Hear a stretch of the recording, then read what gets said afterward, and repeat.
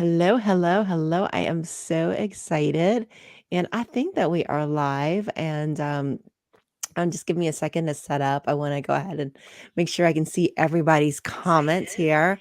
I am so excited. Oh, you know what? And I hear myself in double. So, like, we are really, really live. Hey, Tara, how are you? Hey, Susan, how are you? I'm so excited today. I am actually excited because I'm bringing on one of my author colleagues, and her name is Tara Nolan. And I am so excited because Tara has an amazing book that's coming out. Hey, Joanna. Hey, Rachel out there. That's coming out called Money Moves. Now, Tara is, she has a very unique experience. She's 26 years of strategic military planning. Like she's actually part of the military today. Um, and she's very experienced in entrepreneurship, finance, personal development. And she really believes that life is a team sport. So it's not something that you do alone, and you really build the life that you want by, really having the right team around you. And she specializes in helping really smart people who have limited time, right? Build businesses that to help them really invest and create that life that they want at the end. Now, Tara is a graduate from the United States Air Force Academy. She is a military officer that has met many, many, many challenges, and she's the aircraft commander, and she actually flies a C-130 cargo aircraft in combat zones. So don't mess with Tara. She is serious out there. Um, she's specializes, in problem solving, critical thinking, and planning. And I'm so excited because she's here today to talk to us about her brand new book that's coming out. Tara, do you have a picture of that book? Because it's not. Hey, Jimmy, how are you? It hasn't even been released yet. It's like a Dude. brand new book. It's actually we got the pre-edition before. I'm gonna have you hold it back a little bit for us. All right. So you There we can see go. it, but it's called Money Moves. So Money Moves by Tara Nolan. You can actually pre-order it right now on Amazon. I'm sure Barnes and Noble probably has it too. So definitely Yeah. pre-order your copies. It will probably sell out. But Tara, let's talk a little bit about your book. Let's talk about this book that's coming out and why you wrote this book. That we're so excited about it. Hey, Jimmy. Susan, I'm so glad to be here, and I appreciate you being part of my process because it takes a village to make all these things happen. And so we were talking just a little bit earlier about like, why did I write the book? And, initially it was, I have mentors in my life for my horseback riding and for my business and in the military. And one of my early mentors was like, you need to write a book because it's all about connecting with people. And there's a lot of different people out there that can help you, but you want to find that person that you really resonate with their message. And writing a book is a great way to say, here's what I'm all about. Here's how I look at the world. And someone can read the book and go, oh, yeah, that kind of makes sense. I like that. And so that was one of the processes. And then, this as an author, then I started to write the book and I was like, oh boy, it is, you have to really kind of go deep with yourself to go, why am I writing this book? And it's like, you have to figure out what's going to go because there's so much information and figuring that out. And as I went through it, I really feel like one of the deep, deep, deep reason I wrote this is when I started working with people and money, I realized very quickly it had very little to do with math. And it was a lot about emotion and financial baggage. And it was stunning because when I was early in the business, I was getting my licensing and doing that, and there was all these tests, and it was all about math. And then in the actual practice, very little to do. The math is the easy part. And I feel like with a lot of the partisanship and the tribalism that we're seeing in the world today, definitely in America, it's like part of this collective unconscious. And I feel like it's the uncertainty and fear people feel because they don't know how much is enough. And am I on track to get there? And, on and on. It's a constant question about taxes. Am I paying too much? Am I doing what's right? And so what I wanted to create was a book that really addressed the different learning styles. So one of the things I've learned in my author camp was you got to have stories because nobody is like right to the details. People need a story to connect and relate. And then I have case studies for the people that are hands-on and need to actually kind of work through a problem to make sure they understand the concept. And then I have lots of pictures for those visual people out there. So I really wanted to create a book that people can read it, hear a concept, work through it, and then I have the downloads to go with it. So then people can go, and then how does this apply to me? because at the end of the day, there's no average American. You can hear ideas and go, oh, I relate to that and I relate to that. But what is it going to mean to me specifically? And so that's the goal with the book was I wanted to create a tool where people can go, now I know what's in the realm of possible. And then how do I take what's in the realm of possible, link it to what my dream is, and figure out how do I get there? Oh yeah, Tara. I mean, writing a book is truly like birthing a baby, it takes a year before you even start promoting the book, before it even goes out, right? Right. And you get up in the morning, you get up in those writing sprints at 6 in the morning, and you just never know what your mind is going to put out there at 6 o'clock in the morning when you're Right. writing a book. So it's definitely a work in progress and a very serious thing. So this book is a little bit different because it's a book about money, not necessarily taxes and accounting, but actually about money, right? Hmm. And investing. And a lot of people, they wake up every morning, right? And they go to work, right? And they put money into a savings account, even if they go that far. But very few people, start investing, especially at an early age, right? Because, we all know the time value of money. We know about compounding. We know about returns, right? Compounding returns. And people typically don't start right until they start to get nervous about retirement, or something like that happens. So Tara, tell us about, first of all, what happens, what makes people get into that block, and how do we push ourselves beyond that block? Well, I love that.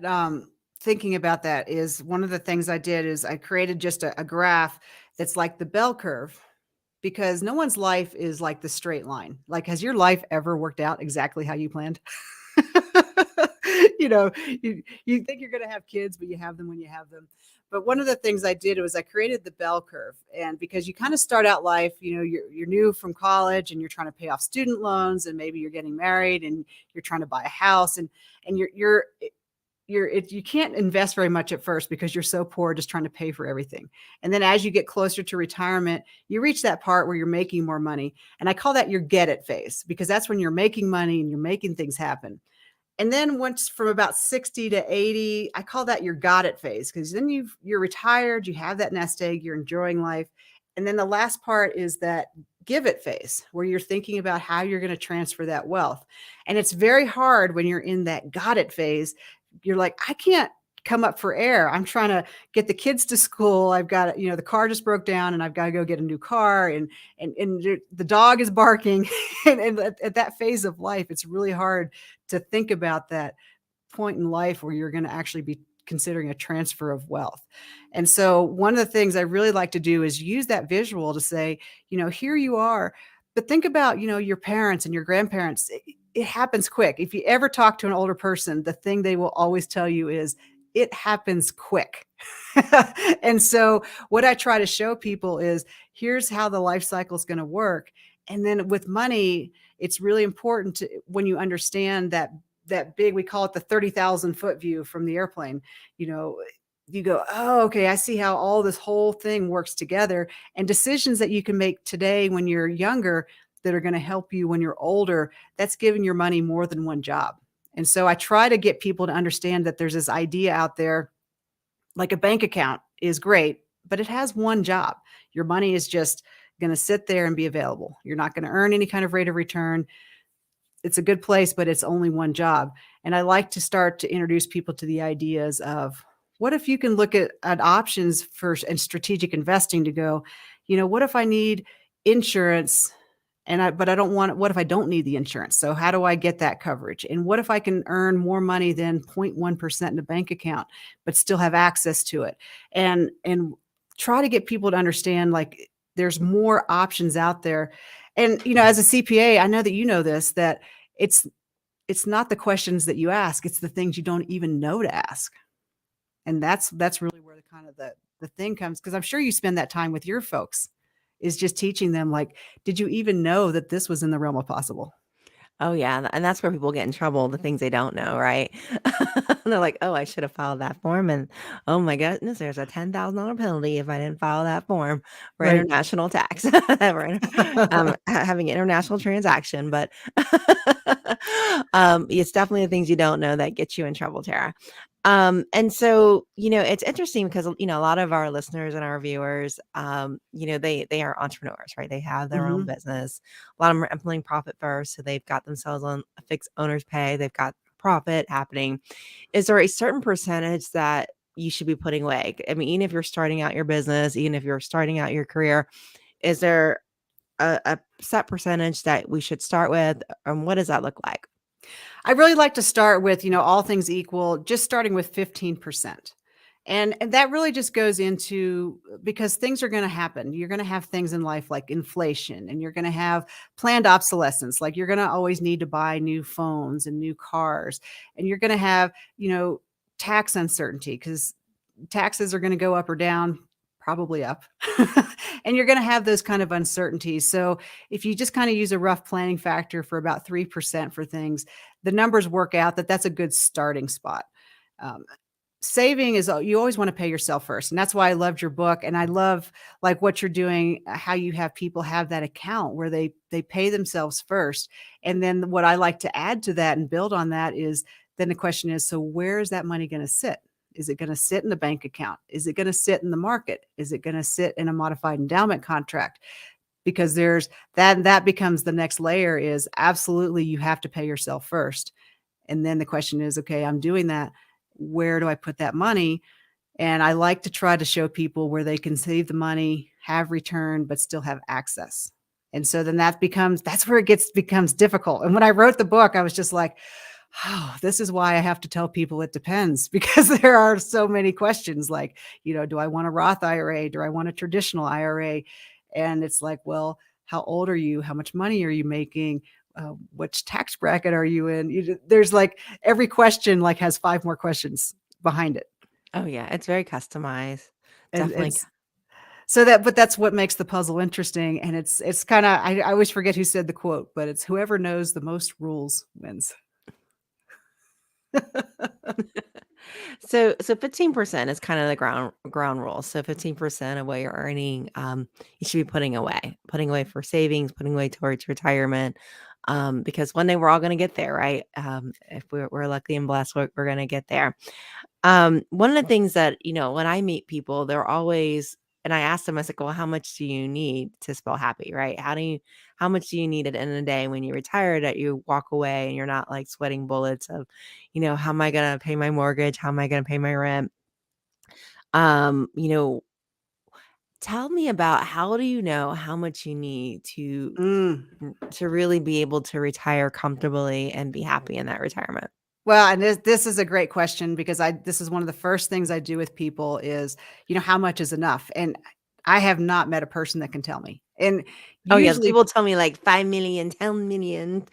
or I've had that, but I've also had people tell me, "Well, I only need $30,000." I'm like, "Really?" I'm like, "You make $200,000 a year right now, and you think you're gonna live on $30,000 a year? You don't understand money." And so one of the first exercises that I do is I walk people through, and I always start with what you're earning now, because that's what you know. And, it used to be the conventional wisdom is, oh, when you retire, you're not going to need as much money. And so you can have about 70% of what you're living on. But I don't think that's valid because there's inflation. And then, this as a CPA, when you retire, you lose a lot of deductions because your kids are out of the house. You might have your house paid off. So I think it's a bad planning factor to think you're going to need less money in retirement than you have now. And I guess I always like to err on the conservative side. If we figure out a plan and you have some extra money, are you okay with that? Extra is okay, right? But I don't want you to come up short. And so I always just big picture is just take, how much money you're making now and multiply it by how long you think you're going to live. That's a big brushstroke. And it's a shock for people. So like just keep the number simple. Say you earn $100,000 a year and you're going to live for 20 years. That's $2 million. And most people are just like, what? And it's like, yeah, that's like just bare minimum just to do what you're doing right now. And so one of the first things I like to do with people is to kind of rip that Band-Aid off and say, okay, here's how much money you're going to have, like, just as a minimum. And probably we're going to want to do more, because don't most people want to travel? And because when you're working, do you have the time to do all the things you want to do right now? Most people know. Most people No, know. because you're raising your kids and you're going and working. And so once you retire, all of a sudden you have time. I had some clients come in. It was really funny. I was in the middle of a domestic dispute almost. And they brought in their credit card statements and they were pointing fingers at each other of who was spending all their money. And we went through one of the credit card statements, and it was like, that's a lot of trips to Home Depot. How many power tools do you have now? And they had racked up a bill of about 30 grand pretty quick, just because they were playing. They didn't, before that they were working and they just didn't have time. And now they were filling up the shop, and that's what you want to be able to do in retirement. And my job is to help you think about those things and go, how much do you think you need? You're probably going to need a little more. I love that. I love it. So start with what you're making now, and then how long are you gonna live? Expectations, right?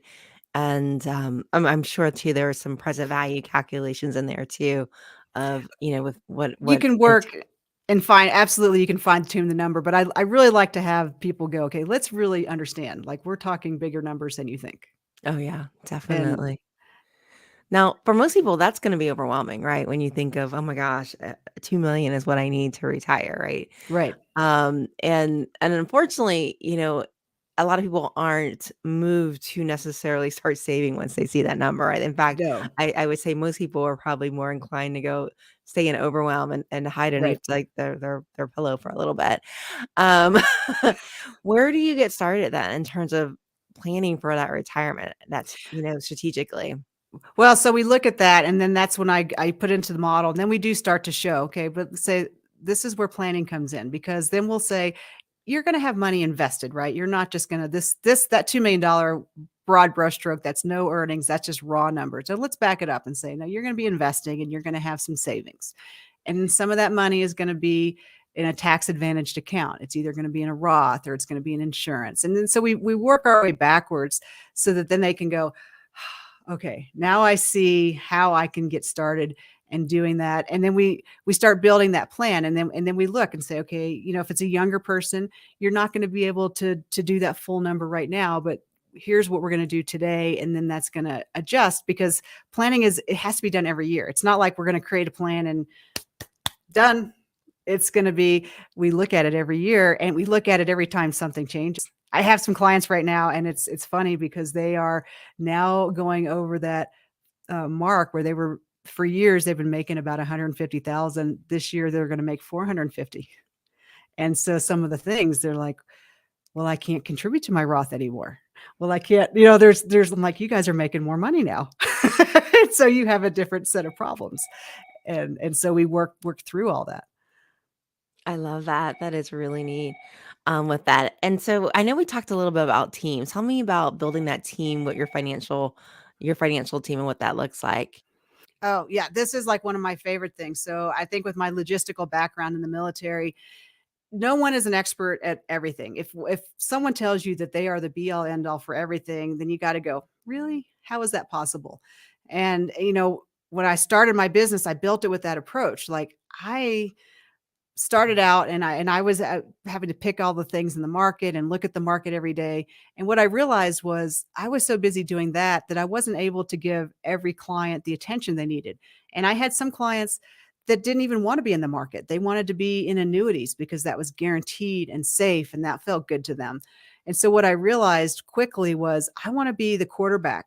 And I have on my team, I have money managers that do in the market, and I have money managers that do, more aggressive management, and then some that do, really focus on downside protection. Then I have the availability of annuities. I always make sure that we have a CPA on the team, because everything that I do is looking for the long term to go, how do we get you as much as possible in retirement to be in tax-free kinds of vehicles, because then you don't have to worry about what Congress is doing. And to me, that's heaven. Like, if you can just be retired and you don't have to worry about what's going on with politics. And so pulling all these people and, making sure that you're even doing the right things with your car insurance, because that's a place where lost opportunity cost is a great example of, how many people do you know that are paying and have like $100 deductible?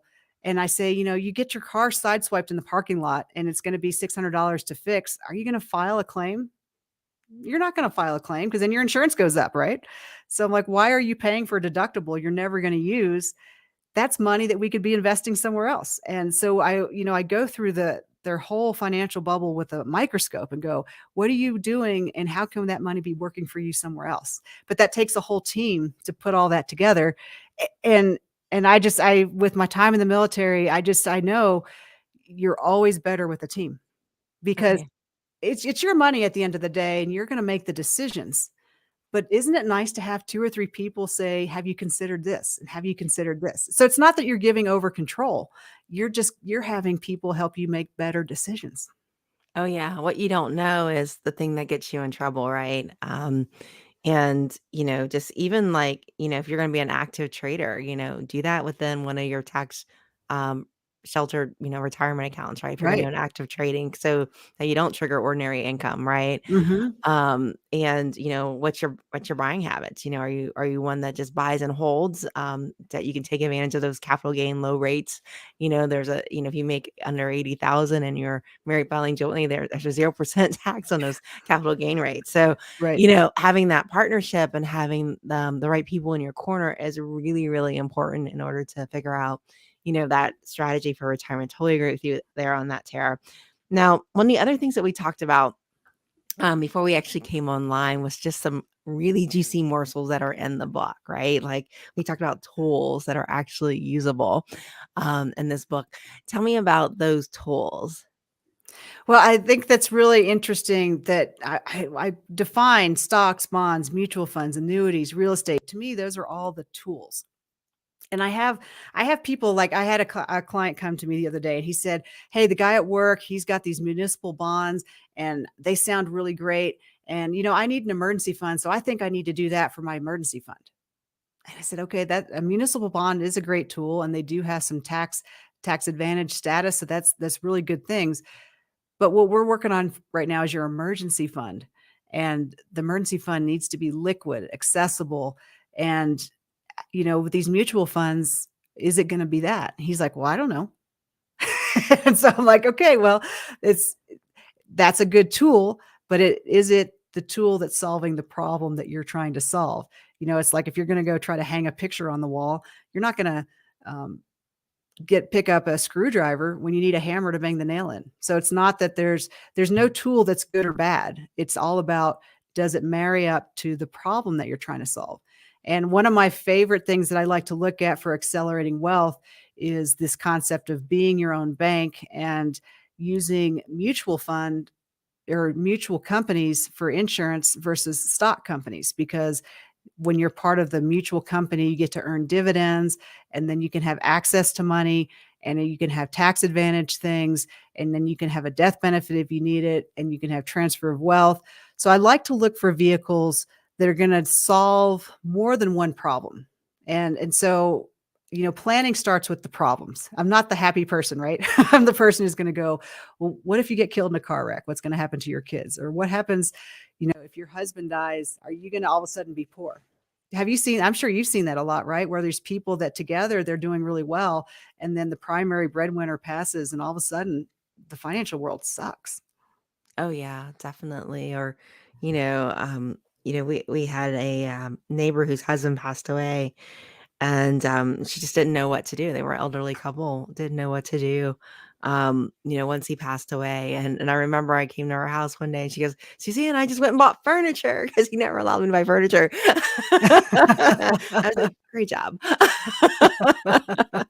But yeah, it definitely is a partnership and it requires education. And, even if you aren't the breadwinner, it's about still knowing what's going on and having that power and control over your finances because you never know what situation you're going to be in. And also you want to be involved with the decision making, right? So it's very important to educate yourself on that. And you're right, starting with the problem, and really being able to use those tools to back into the problem and the solution, right? Start with the end in mind, as they say. Mhm. With that, Tara. Now, as we wrap up our time together, Tara, one of the questions that I like to ask our guests is, if you could leave our viewers and listeners with one piece of advice, what would that one piece of advice be? So, when it comes to your financial world, I think the piece of advice is you need to start taking action now, because rate of return, you hit the mother lode, great. Time is your best friend. Starting early, because you get to take out care advantage of compounding interest. So just start paying yourself first today. Even make it 10%. That's easy. Think about it. It's a dime out of every dollar. Just start right now with your plan, but absolutely find yourself a professional to work with. And the key, that's where you're gonna have to do your homework. You're gonna have to find someone that you have good referrals, their process makes sense. Trying to do this by yourself, you're not going to be as effective, because you're going to get distracted by life. Versus if you have a professional that you're working with, they stay on track, so that when you get pulled off with things that are happening in life, your plan is still working for you. And this is where the slow and steady definitely wins the race. And you may be a super genius. We all think we're a genius when we pick a stock that goes up, right? And you never hear about the one when you lose all the money. So the one piece of advice is start paying yourself now, find a professional to work with, and get going. Set up your life of your dreams.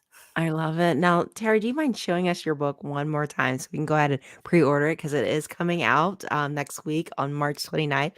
Money Moves by Tara Nolan. Um, Beautiful book. Make sure you guys order it, pre-order it, so you guys can get a copy of it.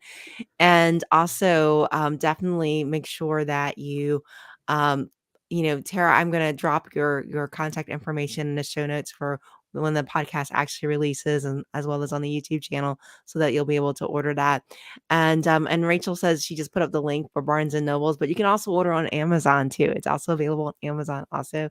It So is. definitely take advantage of getting that pre-order, and so that you can start building your wealth, right? Build your wealth, start early, start putting away even a little bit at a time. One of the things that really shocked me was, when I graduated from college, I actually did the amortization table.